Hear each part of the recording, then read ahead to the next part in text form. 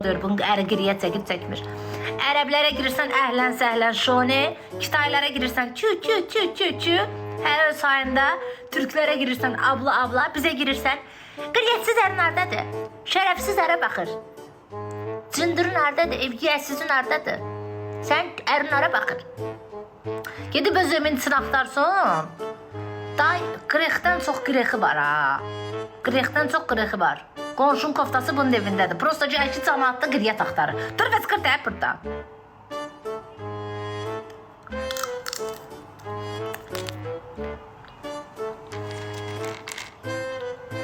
Qız şəpi ilə böyüyən qaşqaldaq.